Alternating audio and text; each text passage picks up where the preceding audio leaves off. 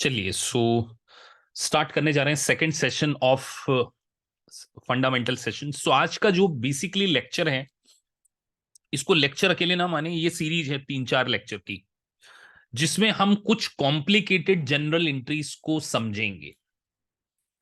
अब आप लोग बोलेंगे सर जनरल एंट्रीज भी कॉम्प्लिकेटेड, मतलब जनरल एंट्री में तो 4 चीजें ही पॉसिबल हैं।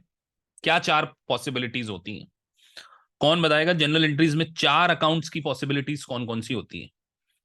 तो अगर मैं आपसे कह रहा हूं कॉम्प्लिकेटेड जनरल एंट्रीज, तो ऑब्वियस सी बात है मैं आपको यहां पर किसी भी तरीके से सेल परचेस की जनरल एंट्री तो नहीं बताने वाला हूं। लेकिन आपके दिमाग में अगर किसी भी ट्रांजेक्शन्स के बारे में जनरल एंट्री पास करना हो, तो आपके 4 फंडामेंटल्स बहुत अच्छे से क्लियर होना चाहिए कि किसी भी जनरल एंट्री में 4 अकाउंट ही इफेक्ट हो सकते हैं। तो 4 अकाउंट कौन से इफेक्ट हो सकते हैं? या तो बैलेंस शीट, देखा जाए तो दो ही, बैलेंस शीट और इनकम स्टेटमेंट, यही 2 अकाउंट बेसिकली अफेक्ट होना चाहिए। लेकिन अगर हम बात करें सर, अगर हम ऐसा सोच लें कि किसी भी जनरल एंट्रीज में एसेट्स, लायबिलिटी, तीसरा ज्यादा से ज्यादा इनकम और एक्सपेंसेस, इसके अलावा तो कुछ हो ही नहीं सकता सर। अकाउंट्स कितना सरल है कि 4 के अलावा कोई पांचवा बता सकता है कि सर इसके अलावा कोई पांचवा अकाउंट अगर आपको लगता हो कि अफेक्ट हो जाता हो जनरल एंट्री में, तो मुझे बताइए। मेरी आवाज नहीं आ रही, कई बच्चे बोल रहे हैं, तो उन्होंने अपना ऑडियो कनेक्ट नहीं किया होगा। जूम पे लाइव क्लास चल रही है, तो ऑब्वियसली बात है सभी को आ रही है। I am properly Audible? तो सर कहीं ना कहीं इनकम स्टेटमेंट कह लें या इनकम कह लें या रिटेन अर्निंग कह लें, अल्टीमेटली वो पार्ट तो यही है ना। इसके अलावा तो कोई और अकाउंट इफेक्ट नहीं होगा। अब एक स्टूडेंट बोले सर इक्विटी, तो इक्विटी भी तो एसेट्स में आ ही जाती है। इक्विटी लायबिलिटी में लिख लेते हैं कई बच्चे की सर लायबिलिटी साइड, लिखते लायबिलिटी साइड में, लेकिन अगर उसका नेट इफेक्ट देखा जाए तो वो एसेट है। Net assets is also called equity, total assets minus liability. तो अभी डेबिट क्रेडिट फंडे पे हम ना उलझें, हम तो केवल ये सोच रहे हैं कि सर 4 प्रकार की ही जनरल एंट्री हो सकती है, 4 इफेक्ट। तो मैंने आज आपके लिए जो सेशन रखा है वो जर्नल एंट्री के ऊपर रखा है। और जितनी भी इंटरनेशनल एग्जाम हैं, स्पेशली मैं सीपीए प्रोफेशन के बारे में बात करूं, तो ये मान के चलिए कि अगर आपको 7 सिमुलेशंस करने हैं, तो शायद से 3 सिम्स आपको जनरल एंट्री के ही देखने को मिलेंगे। और अगर आपकी अच्छी किस्मत रही या, तो 5 भी देखने को मिल सकते हैं, मतलब मिनिमम 3। तो जितने भी प्रोफेशंस के बारे में मैं बात करूं, वहां पर जनरल एंट्री डेफिनेटली पूछी जाएगी, बिकॉज हम सब्जेक्ट ही पढ़ रहे हैं अकाउंट्स। तो मैं बिल्कुल बेसिक लेवल से तो नहीं, मैं आज आपको एडवांस लेवल की जनरल एंट्री सिखाने जा रहा हूं। एडवांस। तो सर जब आप एडवांस लेवल के बारे में बात कर रहे हैं, तो एक गोल्डन रूल मैं आपको बता रहा हूं कि सही जनरल एंट्री पास करने के लिए आपको हमेशा ये सोचते आना चाहिए कि क्या इस पर्टिकुलर ट्रांजेक्शन का जो इफेक्ट है, क्या वो इनकम और एक्सपेंसेस पे पड़ रहा है। तो आपको ये डेफिनेटली पता है कि अगर इनकम पर पड़ रहा है, तो बिल्कुल बेसिक लेवल की बात कर लें, तो अगर इनकम इंक्रीज हो सकती है, 2 ही पॉसिबिलिटी हो सकती है ना, या तो इनकम इंक्रीज हो सकती है या एक्सपेंसेस इंक्रीज हो सकता है।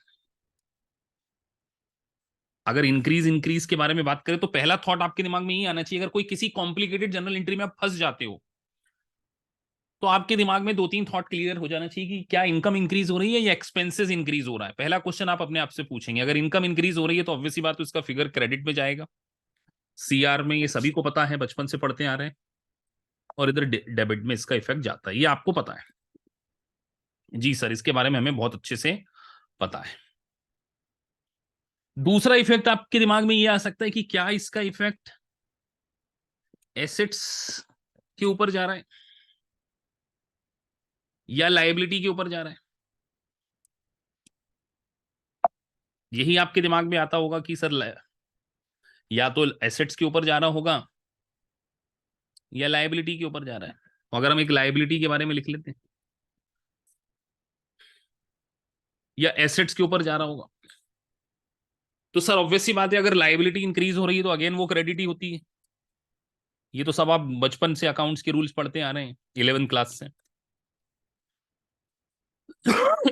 एसेट्स के ऊपर जा रहा है तो डेबिट इफेक्ट होता होगा, इंक्रीज इंक्रीज वाइस वर्सा कर दें तो आपके दिमाग में थॉट क्रिएट होते जाना चाहिए इमीडिएटली। जब कभी भी आप किसी कॉम्प्लिकेटेड ट्रांजेक्शन को देखें तो पहला आपके दिमाग में यही थॉट होना चाहिए कि इनकम इंक्रीज हो रही तो क्रेडिट, एक्सपेंसेस इंक्रीज हो रहा तो डेबिट, लायबिलिटी इंक्रीज हो रही तो क्रेडिट, एसेट्स इंक्रीज हो रही है तो डेबिट।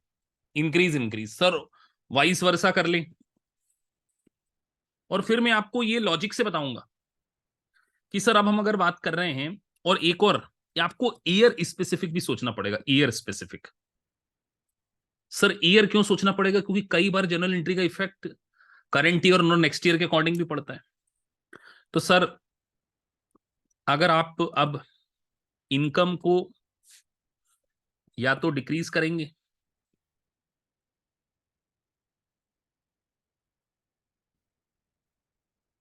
एक्सपेंसेस को भी डिक्रीज करेंगे, ये पॉसिबिलिटी हो सकती है। तो इनकम अगर डिक्रीज होगी तो वाइस वर्सा डेबिट और एक्सपेंसेस क्रेडिट। और लायबिलिटी और एसेट्स में कितने लोगों को ये पहले से पता था? जरा हैंड रेस कर दें कि सर ये होता है, हमें पता है। ऐसा आप लोगों में से कितने लोग सोच सकते हैं, सोचते थे?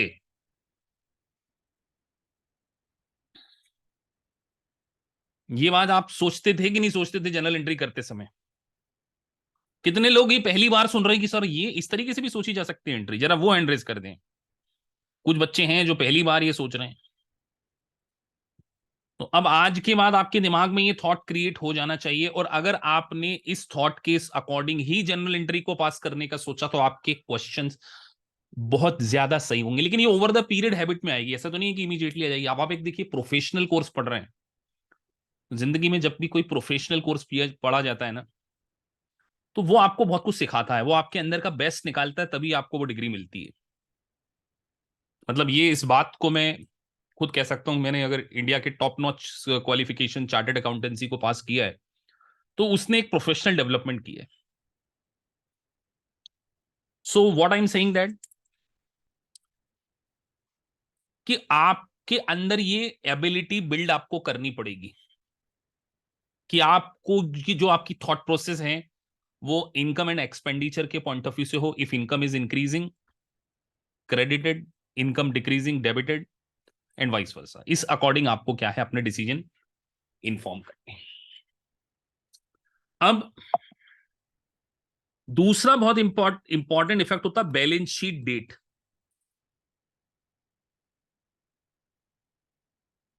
बैलेंस शीट डेट बहुत इंपॉर्टेंट होती है जनरल एंट्री के पॉइंट ऑफ व्यू से, प्रोफेशनल कोर्सेज में। मैं यहां आपको कोई जनरल एंट्री ये वाली नहीं सिखाने जा रहा कि purchase account debit to cash and all. So balance sheet date is also very important.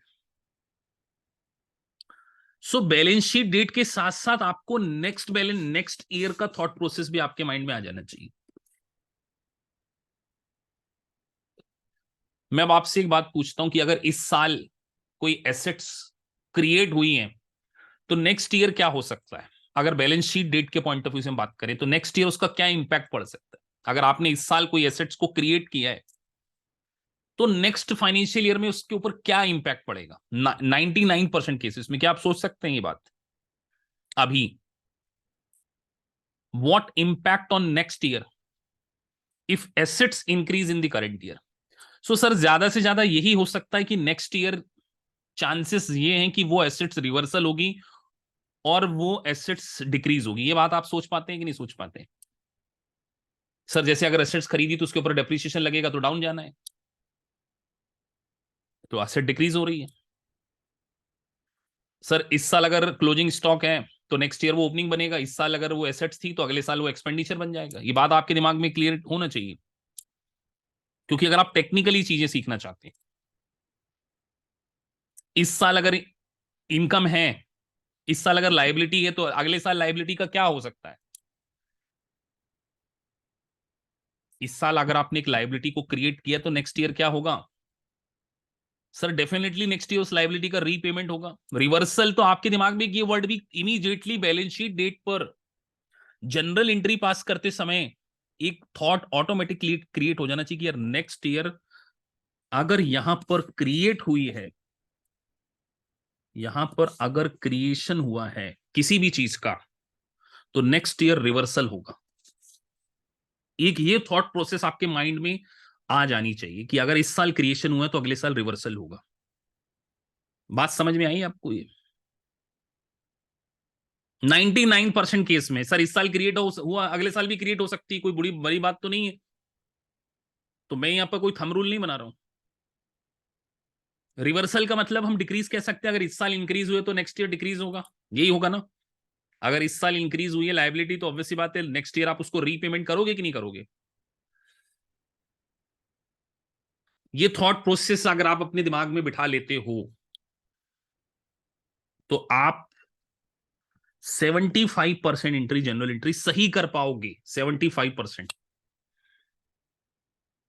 25% concept है। 25% सर कॉन्सेप्ट है कि हमें कॉन्सेप्चुअली सोचना सीखना है। 25% कॉन्सेप्ट है तो वो कॉन्सेप्ट तो हम बिल्ड करेंगे ही ना। और एक बहुत इंपॉर्टेंट बात जो सबसे नंबर, ये दो बात हो गई, ये सेकंड जो मैंने बात करी आपको ईयर वाइज, ये हमारा सेकंड अप्रोच है। और पहली अप्रोच हमेशा यही होगी कि आपको जनरल एंट्री पास करते समय ये 4 अकाउंट के बारे में ही सोचना है। ये फर्स्ट।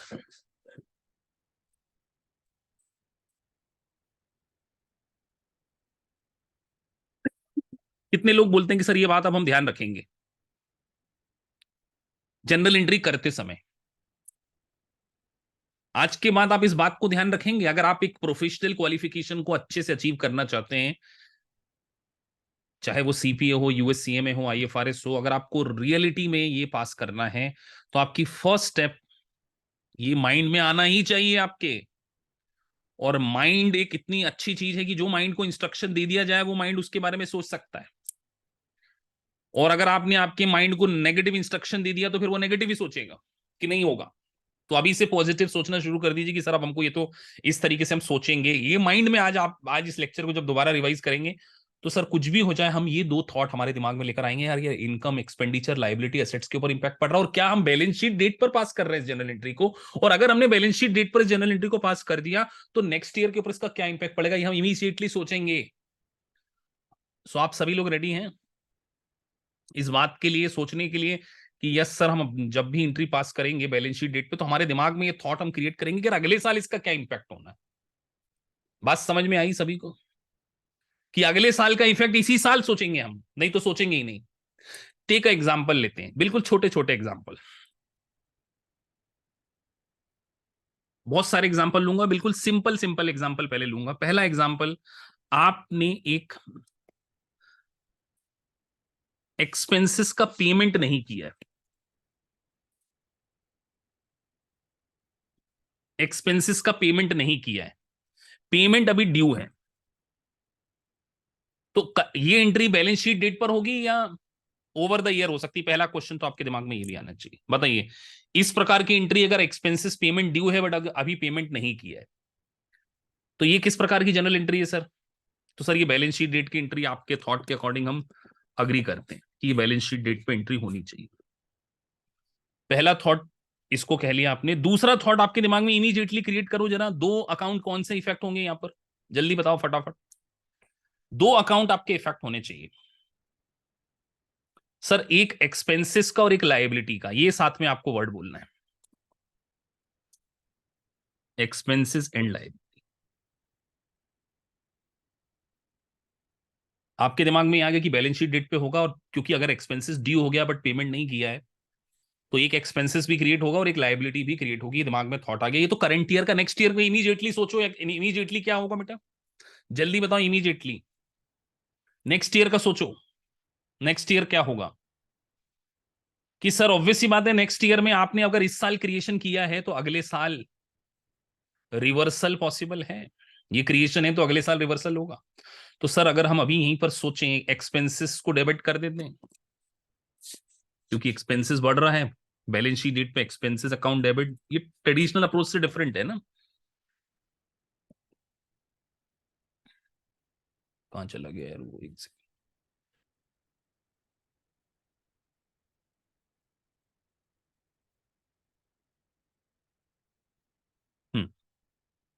सो एक्सपेंसेस अकाउंट तो डेबिट हो गया, लेट्स से वो 5,000 का एक फिगर ले लेते हैं, और इमीडिएटली आपने एक लाइबिलिटी का पेमेंट कर दिया, लाइबिलिटी को क्रिएट कर लिया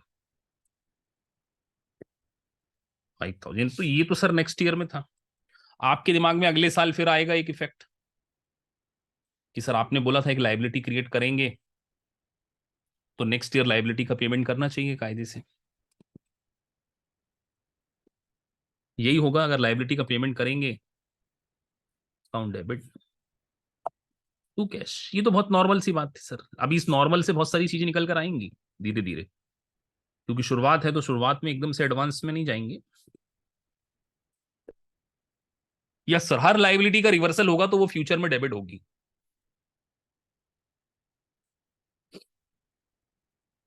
ये बात हमारे एक दिमाग में क्रिएट हो गई कि करंट ईयर में इनकम, लास्ट ईयर इनकम बढ़ाई, अगले साल एक्सपेंसेस इंक्रीज किया था लास्ट ईयर, और एक लाइबिलिटी इंक्रीज की थी, और इस साल हमने इसको करा। और सभी को ये पता है कि एक्सपेंसेस की अकाउंट कैरी फॉरवर्ड नहीं होती, ये सबको पता है कि सर एक्सपेंसेस का अकाउंट नेक्स्ट ईयर, जो भी एक्सपेंसेस, नॉमिनल एक्सपेंसेस और इनकम के अकाउंट्स होते हैं, वो कभी भी कैरी फॉरवर्ड नहीं होते, वो इसी साल में उसका बेनिफिट मिल जाता है, that's why it is called nominal account. ये बात सभी को बहुत अच्छे से पता है। ठीक है सर, तो आज हमने आपके जनरल एंट्री के छोटे से कॉन्सेप्ट को डिफरेंट तरीके से सोचना सिखाया, डिफरेंट तरीके से। अब उस डिफरेंट तरीके को हम एक प्रैक्टिकल एग्जांपल में एक सेगमेंट की ओर टर्न अराउंड करेंगे, जिसका नाम है लोन अकाउंटिंग। बहुत जगह काम आएगी आपके लिए, लोन अकाउंटिंग कह लीजिए, नोट पेबल की अकाउंटिंग कह लीजिए। तो आज के सेगमेंट को हम एक डिफरेंट डिफरेंट सीरीज में कन्वर्ट करने जा रहे हैं। तो आज की जो जनरल एंट्री का जो टॉपिक है, टॉपिक ऑफ डिस्कशन है, वो लोन अकाउंटिंग और लोन नोट पेबल अकाउंटिंग है, बहुत डिफरेंट तरीके से। तो बहुत सिंपल सा एग्जांपल लेंगे हम। अब लोन के बारे में बात करें तो हमेशा इशुअर के पॉइंट ऑफ व्यू से बात करें, इशुअर कंपनी। क्या हम यहां पर इन्वेस्टर के पॉइंट ऑफ व्यू से बात कर सकते हैं क्या लोन अकाउंटिंग में? मैं आपसे पूछता हूं, क्या हम इन्वेस्टर के पॉइंट ऑफ व्यू से सोच सकते हैं क्या? क्यों नहीं सोच सकते, बताइए, कौन बताएगा? इन्वेस्टर के पॉइंट ऑफ व्यू से क्यों नहीं सोच सकते? क्योंकि सर अगर इन्वेस्टर के पॉइंट ऑफ व्यू से सोचेंगे तो वो लाइबिलिटी की अकाउंटिंग होगी ही नहीं, वो एसेट की अकाउंटिंग हो जाएगी। तो अगर हम लोन की अकाउंटिंग के बारे में बात करें तो सर हमें लाइबिलिटी की अकाउंटिंग के बारे में बात करना पड़ेगा।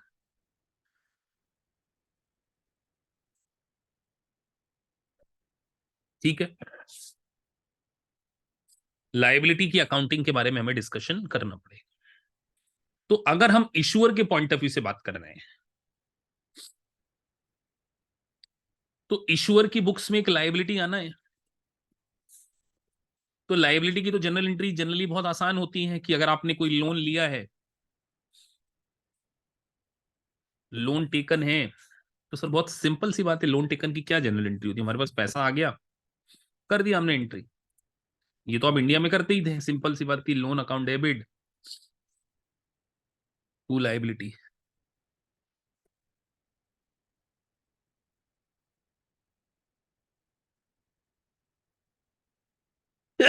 Sorry. Loan account debit, sorry, cash account debit to liability हम करते थे। ठीक है सर, हमने लेट से एक 50,000 का लोन ले लिया, तो हमने यहां पर 50,000 कैश बढ़ा दिया, 50,000 लाइबिलिटी। लेकिन ये तो आपकी एक नॉर्मल अकाउंटिंग हो गई।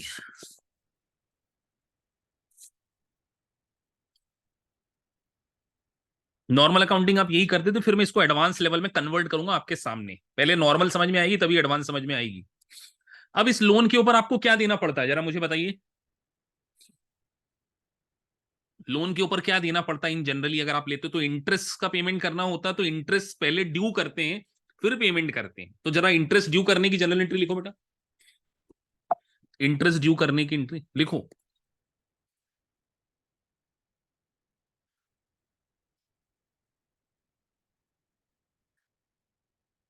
मैं देख रहा हूं आप लोग क्या लिख रहे हैं, मैं इसीलिए स्लो चल रहा हूं, और मैंने पहले ही बोला था ये वाले सेशन चार्टर्ड अकाउंटेंट्स के लिए नहीं है। कोई सीए तो नहीं बैठे हैं यहाँ इस क्लास में, अभी अगर बैठे हैं तो वो आराम से इसको रिकॉर्डिंग में देख सकते हैं, मेन क्लास में आ सकते हैं। ये क्लास जो है वो नॉन चार्टर्ड अकाउंटेंट के लिए है ना। तो इंटरेस्ट ड्यू कर रहे हैं sir, interest account debit to interest payable कह लो, लेट से 10% ले लेते हैं हमें ना, 5,000, ये इंटरेस्ट ड्यू हो गया। दूसरी बात, अब इस इंटरेस्ट का पेमेंट करोगे इसी साल करोगे या नेक्स्ट ईयर करोगे, बात सिंपल है। तो क्या करेंगे, इंटरेस्ट जनरल एंट्री पास क्या कर देंगे बेटा, जनरल एंट्री बता दो फटाफट। सर यही करोगे आप,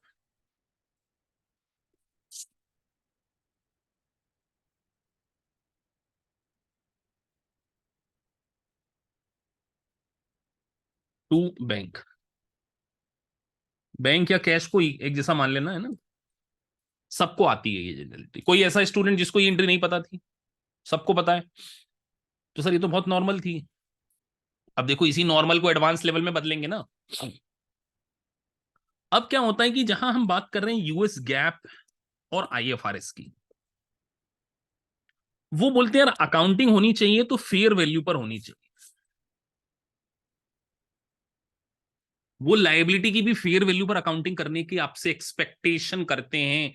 तो सर हमें फेयर वैल्यू तो तब समझ में आएगा ना जब हमको पहले नॉर्मल तरीके से आता हो कि लायबिलिटी में लोन लिया तो cash account debit to liability, उसके ऊपर इंटरेस्ट किया तो इंटरेस्ट इज एक्सपेंडिचर, तो इंटरेस्ट से एक्सपेंडिचर बढ़ाया लायबिलिटी को,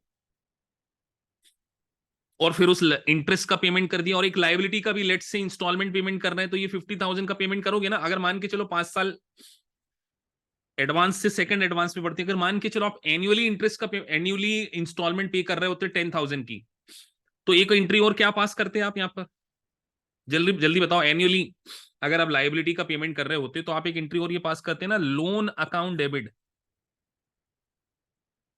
loan account debit 10,000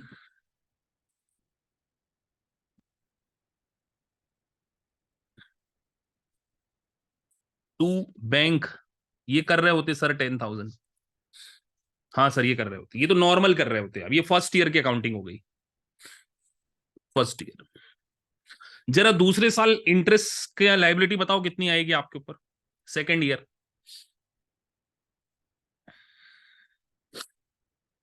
second year 40, 40 sir, loan का 50,000 रीपेमेंट हो गया तो 40,000 बचा। तो सर अगले साल आप पेमेंट करें, तो सर फिर से एक इंटरेस्ट ड्यू कर लेते हैं, interest expenses account debit to interest payable 4,000, 4,000, और फिर से आप पेमेंट कर देते तो आप इसको डेबिट कर देते, इंटरेस्ट पेबल को, और कैश कर देते। तो ये सबको पता है, इसमें कुछ नया नहीं है। लेकिन मैंने आपको नया सिखाने का वादा किया है कि मैं आपको सिखाऊंगा तो नया सिखाऊंगा। तू कैश बैंक है ना, मैं कैश बैंक लिख रहा हूं, तो आप थोड़ा सा, मेरी ना कोल्ड हो गया मेरे को, तो थोड़ा सा डिस्टरबेंस हो रहा होगा आपको। Interest payable account debit to cash, sir ये बात तो हमको समझ में आ गई कि ये हम करते थे, ये बहुत नॉर्मल सी बात है। अब हम थोड़ा सा इसको एडवांस लेवल पर बदल रहे हैं।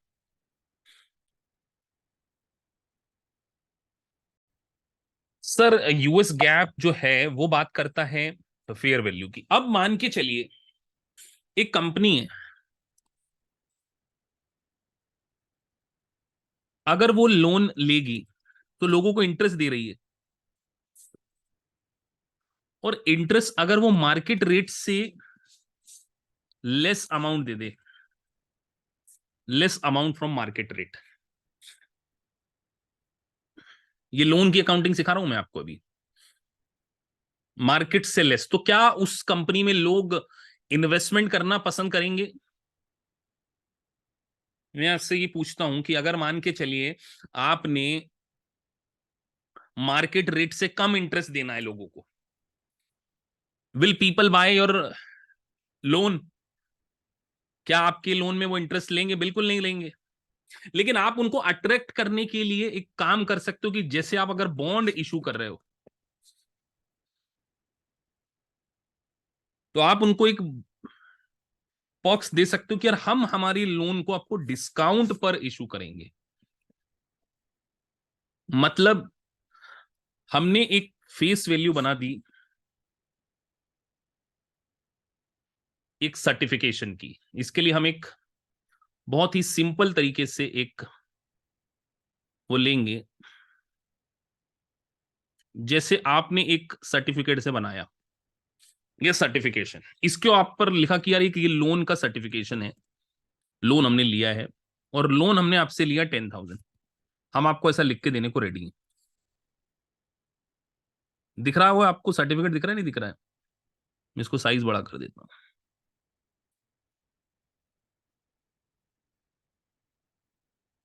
लोन हमने लिया सर, हमने लिख के दिया कि हम आपको 10,000 रुपए सर्टिफिकेशन पे लिख के दे रहे हैं कि हमने आपसे 10,000 का लोन ले लिया है। ठीक है सर, और हमने आपको एक वादा कर दिया है कि हम आपको 10% ही देंगे। तो आपके दिमाग में एक चीज क्लियर हो जानी चाहिए कि अगर लोन के सर्टिफिकेशन के ऊपर मेंशन है 10,000, तो इंटरेस्ट तो आपको 1,000 मिलेगा। लेकिन मार्केट में जो रेट चल रहा था वो 10% नहीं था, वो 12%। तो क्या आप इस प्रकार के सर्टिफिकेशन को खरीदना पसंद करोगे? मैं अब आपसे पूछ रहा हूं। अच्छा, स्क्रीन विजिबल है ना सभी को? कुछ एक स्टूडेंट लिख रहे हैं स्क्रीन विजिबल नहीं, ओनली वन स्टूडेंट लिख रहे हैं, बाकी सबको दिख ही रही होगी, ऑब्वियसली बात है। तो सर आपके दिमाग में ये पिक्चर क्रिएट हुई कि नहीं? सर हमने एक लोन लिया है, लिया, अभी मैं इशूअर के पॉइंट ऑफ व्यू से बात करूं कि 10,000 का हमने लोन लिया है, 10% उसके ऊपर इंटरेस्ट है, तो 10,000 का 10% हो गया 1,000। हाँ सर हो गया। लेकिन मार्केट में 12% है, तो लोग आपके बॉन्ड को खरीदना पसंद नहीं करेंगे, तो आप उनको क्या ऑफर करोगे? डिस्काउंट। कि यार मैं आपसे 10,000 थोड़ी मांग रहा हूं, मैं तो आपसे लेट से 9,000 ही डिमांड कर रहा हूं, लेकिन मैं आपको पेमेंट करूंगा 10,000। मैं आपको पेमेंट करने वाला हूं जब आपका मेच्योरिटी अमाउंट आएगा, तो मैंने भले आपसे 9,000 लिया है, लेकिन मैं आपको पेमेंट करूंगा 10,000। तो मुझे बताइए कंपनी ने क्या किया, इस लोन को डिस्काउंट पर इशू किया है या नहीं किया है? ये बात समझ में आई कि नहीं आई?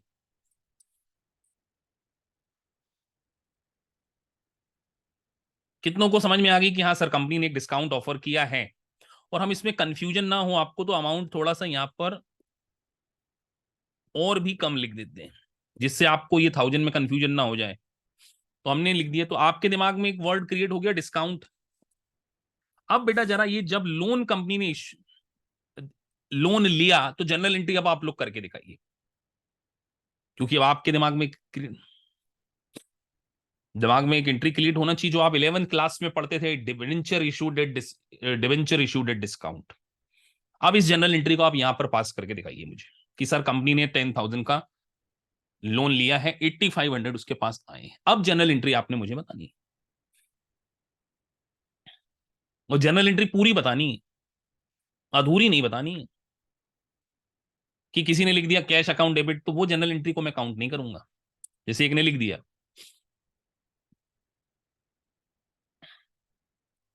तो सर अब हमारा टारगेट शुरू होता है कि हमारे दिमाग में चीजें आनी चाहिए कि सर एक तो एसेट बढ़ रही है, इंक्रीज हो रही है, बैंक अकाउंट डेबिट, इफेक्ट सोचा हमने बैंक अकाउंट डेबिट, वो तो 8,500 आया है। बताइए हमारे ऊपर लाइबिलिटी कितने की आ रही है, मैं आपसे पूछना चाहता हूं। लाइबिलिटी सर लायबिलिटी, क्योंकि हमने कमिटमेंट दिया है कि हम 10,000 वापस करेंगे, तो सर हमें लायबिलिटी को यहाँ पे 10,000 से ही बढ़ाना पड़ेगा, जिसको हम यहाँ पर बॉन्ड लिख लें, लायबिलिटी लिख लें, नोट पेबल लिख लें, अकाउंटिंग सबकी एक जैसी ही होती है। बात समझ में आ गई सर? अब हमारे पास पैसा 8,500 आया, लेकिन सामने वाले को वापस करने की बात कर रहे हैं हम 10,000, तो हमारे लिए इनकम है या एक्सपेंडिचर है, ये भी अब हमको सोचना पड़ेगा ना।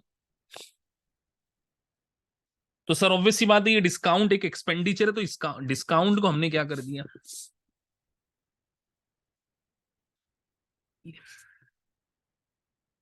बात समझ में आ गई? ये लोन की डिस्काउंट वाली अकाउंटिंग हो गई। बताइए नॉर्मल अकाउंटिंग से थोड़ी सी डिफरेंट थी कि नहीं? कभी सोची थी आपने इंडिया में ऐसी अकाउंटिंग? थी कि नहीं डिफरेंट? जो नहीं पढ़े हैं, जो बिल्कुल मेरे से पहली बार पढ़ रहे हैं कि सर ये बहुत डिफरेंट एंट्री है। अब अगला क्वेश्चन आपसे ये आता है, अगला क्वेश्चन की, ये तो सर अभी जनरल एंट्री हो गई at the time of issue. अब इंटरेस्ट भी तो पे करना पड़ेगा ना। तो कंपनी ने वादा किया है कि हम आपको 10% इंटरेस्ट देंगे, तो कंपनी 8,500 के ऊपर देगी या 10,000 के ऊपर इंटरेस्ट देगी? अब आपसे क्वेश्चन यहां पर ये शुरू होता है। अगला क्वेश्चन तो आपसे ये शुरू होता है कि सर एंट्री तो जनरल एंट्री, जब कंपनी ने सर्टिफिकेशन पे लिख के दिया 10,000, तो फिर वो 10,000 के ऊपर इंटरेस्ट देगी। तो सर बात करते हैं, यहां पर शुरू हो जाते हैं। तो इंटरेस्ट एक्सपेंसेस,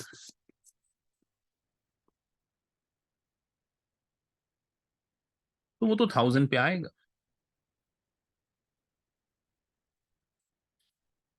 तो इंटरेस्ट पेबल कर दें।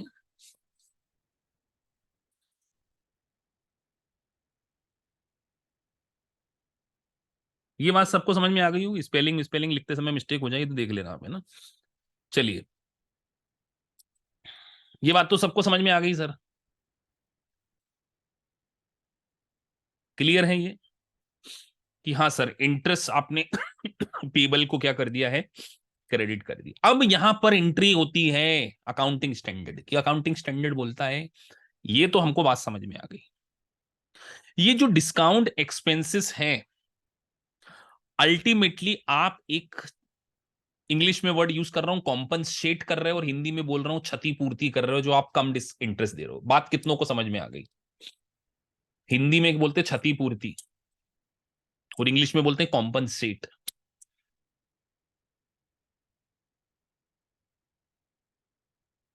कितनों को ये बात समझ में आ गई? हाँ सर, आप बिल्कुल सही बोल रहे हैं कि यूएस गैप और आईएफआरएस क्या बोल रहे हैं आकर, कि आपने जो इंटरेस्ट कहीं ना कहीं कम दिया है ना, मार्केट में 12 चल रहा, आपने 10 दिया है, तो आपने एक समझदारी दिखाई है कि जो 2% आप उसको कम दे रहे हो, उसका कॉम्पनसेशन आपने उसको कहीं ना कहीं डिस्काउंट के रूप में ऑफर कर दिया कि यार मैं तेको 12 की जगह 10 नहीं दे रहा ना, चल मैं अपनी चीज ही तेको सस्ता बेच रहा हूं, 10,000 की चीज में तुझे 8,500 में बेच रहा हूं। तो कॉम्पनसेट कर रहे हैं कि नहीं कर रहे हैं? कितनों को बात समझ में आ गई?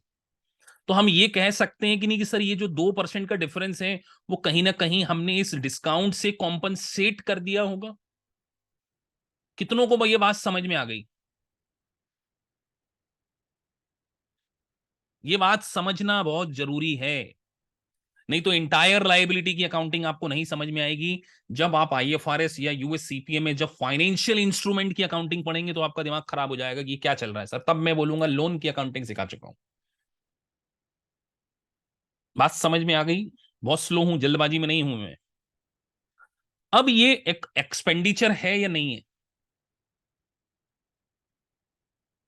ये डिस्काउंट भी देखा जाए तो आज एक्सपेंडिचर है या नहीं है? है सर। तो क्या इसको इमीडिएटली पूरा का पूरा प्रॉफिट एंड लॉस अकाउंट में डाल देना चाहिए? यस और नो? क्यों नहीं डालना चाहिए बताइए? सबसे इंपॉर्टेंट क्वेश्चन है कि ये पूरा का पूरा एक्सपेंडिचर, ये तो सर एक्सपेंडिचर है क्योंकि आपने दे दिया। ये तो पीएनएल की आइटम है, प्रॉफिट एंड लॉस अकाउंट की आइटम है, प्रॉफिट एंड लॉस।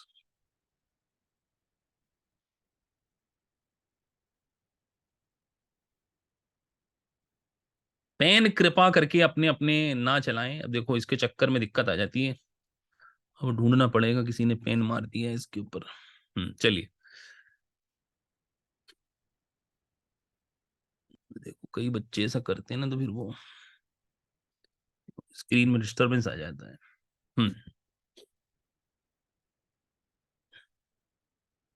तो सर अब ये जो एक्सपेंडिचर है बेसिकली देखा जाए तो ये लोन का जितना टेन्योर है, जैसे अगर हमारे लोन का टेन्योर होता 5 साल, तो ये 5 साल का एक्सपेंसेस है कि नहीं?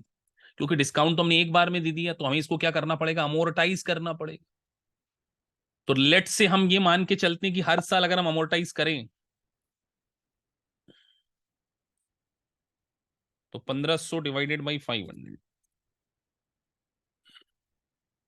तो हर साल खर्चा हमारा पीएनएल में जाना चाहिए। तो इस अमोर्टाइजेशन की जनरल एंट्री क्या होनी चाहिए, वो भी बात इंपॉर्टेंट है।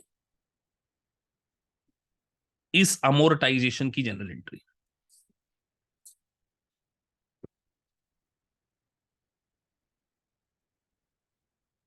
कि सर खर्चा बुक होना चाहिए, खर्चा देखा जाए तो ये इंटरेस्ट ही है।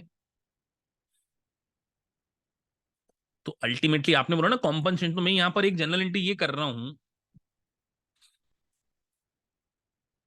इंटरेस्ट एक्सपेंसेस अकाउंट डेबिट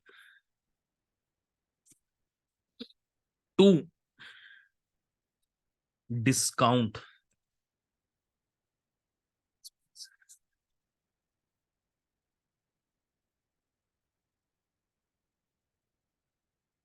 कि सर आपने कॉम्पनसेट किया, वो जो इंटरेस्ट आप कम दे रहे थे, देना आपको देखा जाए तो 1300 देना चाहिए था। मैं और इसको बेटर कर सकता हूं, मैं अगर, बात समझ में आ गई सबको? तो क्या हम एक कंबाइंड एंट्री नहीं कर सकते यहां पर? एक कंबाइंड एंट्री, इन दोनों की कंबाइंड एंट्री क्या होगी, जरा कौन बताएगा? इनकी कंबाइंड एंट्री लिखो जरा, कंबाइंड एंट्री। सर ये दो एंट्री करी ना आपने, तो देखो ये इंटरेस्ट एक्सपेंसेस आपने 300 था, यहाँ पे इसको 1300 कर दो, तो ये इंटरेस्ट हट जाएगा। डिलीट मारो इसको और इसको उठा के उधर ले जाओ नीचे। यही करेंगे ना?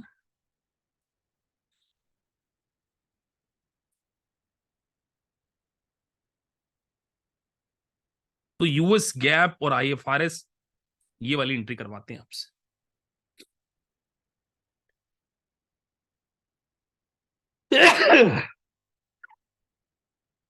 बात समझ में आ गई?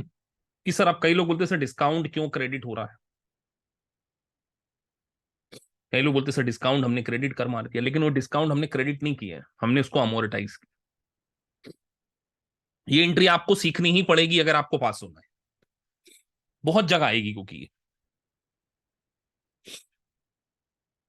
मैंने क्या किया, अच्छा ये रिकॉर्ड हो रहा है तो कई बच्चे बोल रहे हैं एक्सप्लेन वन मोर टाइम, तो आप दोबारा इसको देख सकते हैं, ये आपको इसकी रिकॉर्डिंग मिलेगी, क्योंकि वन मोर टाइम करूंगा तो आगे भी बहुत कुछ सीखना है इसमें। ये बात क्लियर हो गई? अब मैं आपसे एक बात पूछूं कि अगर आपको एग्जामिनर ऐसा बोले एक्सपेंसेस इज इक्वल टू जो कैश इंटरेस्ट है प्लस अमोर्टाइजेशन ऑफ डिस्काउंट, तो ये बात आप ट्रू बोलोगे या फॉल्स बोलोगे?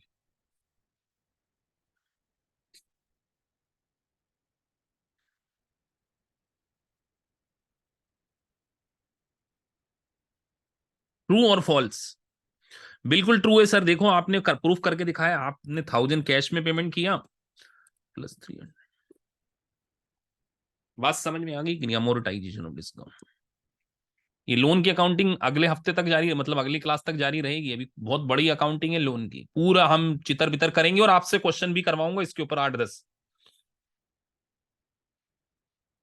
बात समझ में आ गई?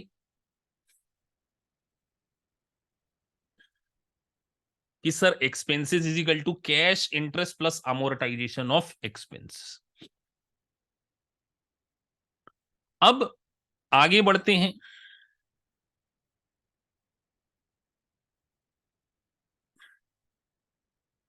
अब यहां पर अभी पूरी बात खत्म नहीं हुई है आगे, क्योंकि इतना कॉम्प्लिकेटेड है कि मुझे बहुत सोच सोच के आपको बताना पड़ रहा है कि सर अब हमारी बुक्स में लोन एक चल रहा है, लोन कितने का चल रहा है? लोन सर लोन हमारी बुक्स में इस क्वेश्चन में एक 10,000 का चल रहा है और एक अनअमोर्टाइज डिस्काउंट भी चल रहा है। अभी कितना चल रहा है हमारे इस एग्जाम इस क्वेश्चन में अनअमोर्टाइज डिस्काउंट, आप वो बताइए मुझे, फिगर आप लोगों ने लिखना है। सर 1200 चल रहा है।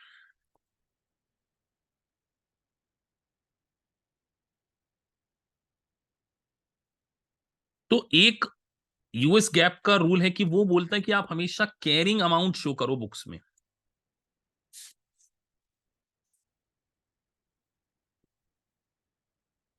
तो कैरिंग अमाउंट जो होगी वो फेस वैल्यू माइनस डिस्काउंट।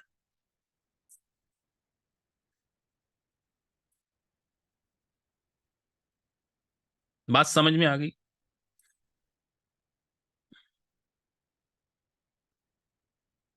तो सर इस क्वेश्चन में हमारी जो लोन की कैरिंग अमाउंट है वो 1200 माइनस करके ही है। तो वो कितना आ गया?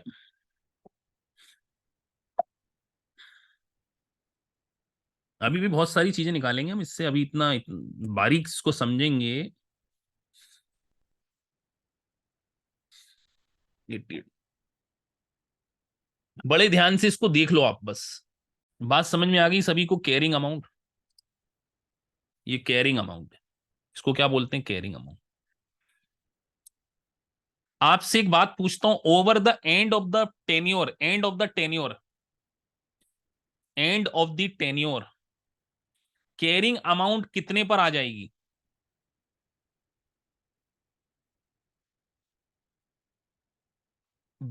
तो सर कहीं ना कहीं वो 10,000 के ऊपर पहुंच जाएगी कि नहीं पहुंच जाएगी? पूछो क्यों? एंड ऑफ द टेन्योर,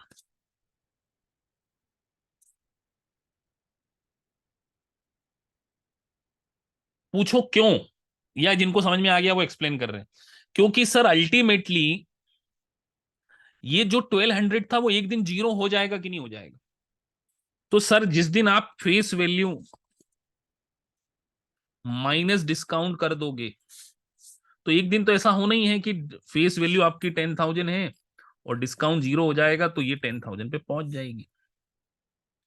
तो क्योंकि international exam multiple choice question की है, तो अब आपसे अगर पूछा जाए end of third year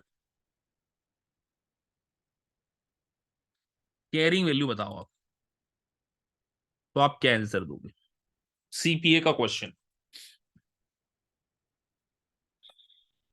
end of the third year बताना मुझे।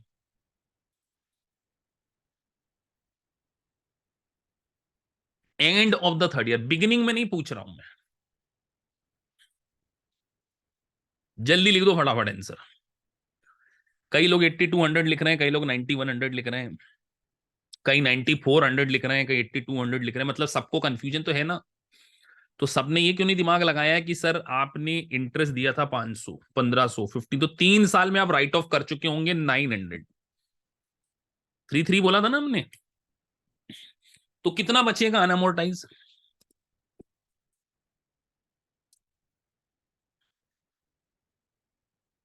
अनअमोर्टाइज बचा 600।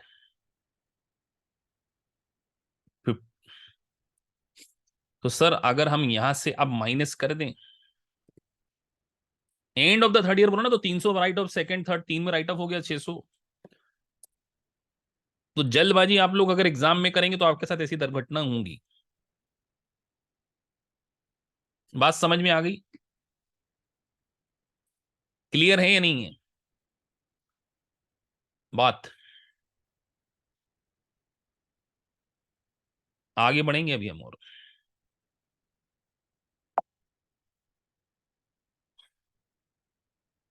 अब हम एक और बात लिखने जा रहे हैं।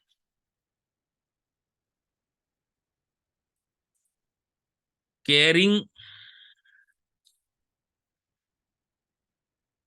वैल्यू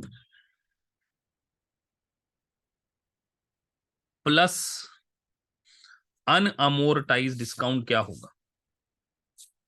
जल्दी बताओ बेटा क्या होगा, अगर आपने पूरे लेक्चर को ध्यान से पढ़ा है तो। Face value, very good.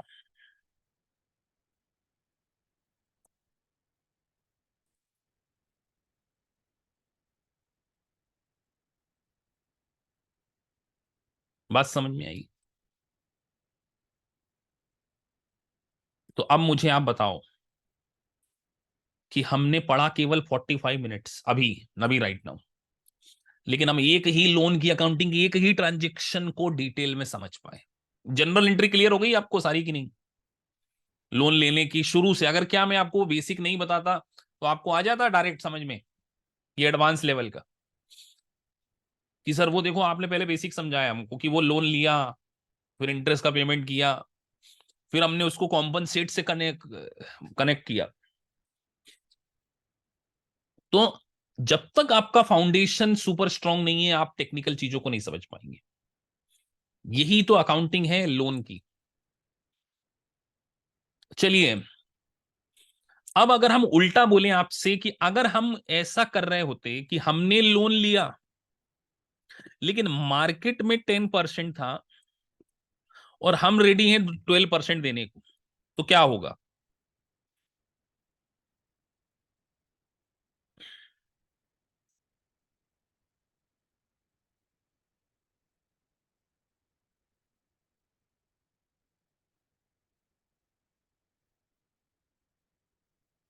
ये तो आप इसको दोबारा रिवीजन कर सकते हैं जो अभी थोड़ा सा स्ट्रगल कर रहे हैं। तो मैंने आपसे पूछा कि सर अगर हम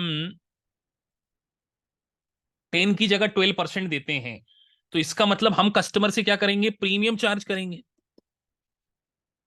तो वही लोन का जो अमाउंट है, अब हम कस्टमर से क्या बोलेंगे? भैया फेस वैल्यू तो 10,000 है, लेकिन हम आपसे अब यहां पर जो डिमांड है वो 12,500 कर रहे हैं। जनरल एंट्री इमीडिएटली कर दो प्रीमियम की इसी जगह। सेम क्वेश्चन मैंने रिवर्स कर दिया कि मार्केट रेट से अब हम ज्यादा दे रहे हैं, हमारा रेट 12% है और मार्केट का रेट 10%, तो हमारे यहां भीड़ मच जाएगी कि नहीं मच जाएगी?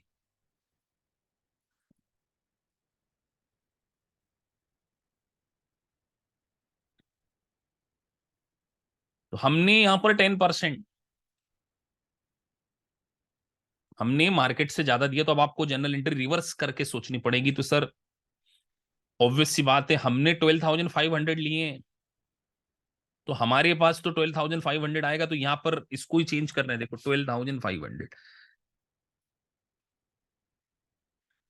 हमने वादा तो हमेशा यही किया कि 10,000 से ज्यादा वापस नहीं करेंगे। वादा जो पूरा करेंगे तो लोन की लाइबिलिटी तो 10,000 लिख दिया हमने।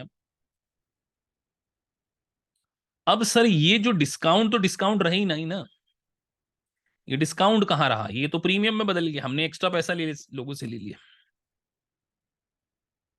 तो 2,500 कर दिया इसको हमने। बात समझ में आई?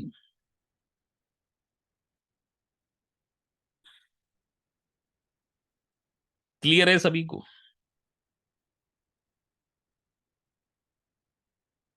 अब अगला कॉन्सेप्ट और शुरू होता है यहां से। अब मैं एक्चुअल में इंटरेस्ट कैश कितना पे करूंगा? मैं तो सर्टिफिकेशन पे जाऊंगा और मैं उनको बोलूंगा कि भैया लो 10,000 का मैंने आपको वादा किया था, 1,000 या 1,000 का मैं कमिटमेंट दे दूंगा। अब यूएस गैप और आईएफआरएस क्या बोलेगा कि यार अब ज्यादा नहीं, आप ज्यादा क्यों दे रहे हो बताओ, आप ज्यादा इंटरेस्ट क्यों दे रहे हो? यूएस गैप को ये बात समझ में आ जाएगी तुरंत कि आप मार्केट में 10 चल रहा है, आप 12% दे रहे हो, क्यों दे रहे हो बताओ?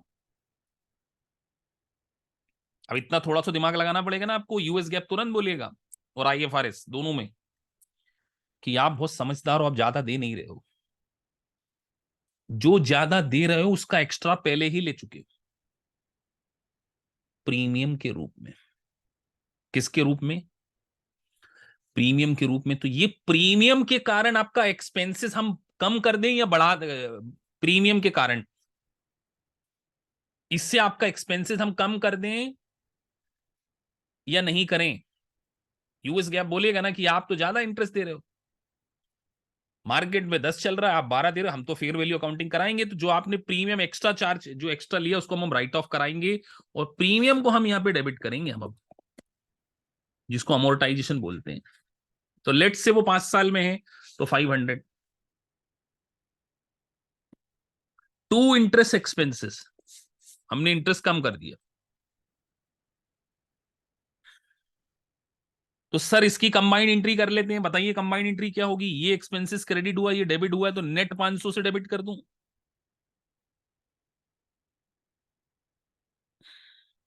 और ये प्रीमियम उठा के इधर ट्रांसफर कर रहा हूं। देखो आपको कंबाइंड एंट्री में सिखा रहा हूं, यहां से ये हटा दी मैंने।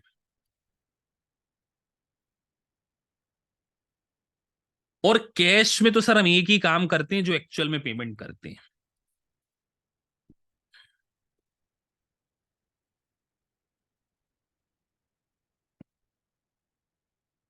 To cash. कितनों को बात समझ में आ गई पूरी।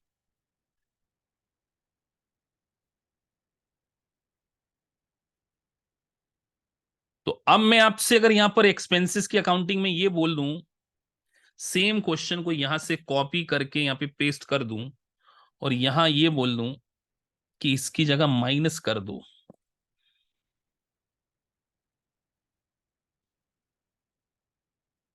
तो क्या आप अग्री करोगे इस बात से कि नहीं करोगे।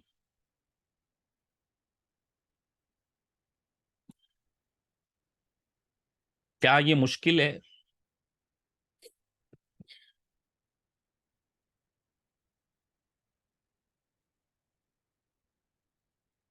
तो AKPIS है तो मुमकिन है चीजों को समझना।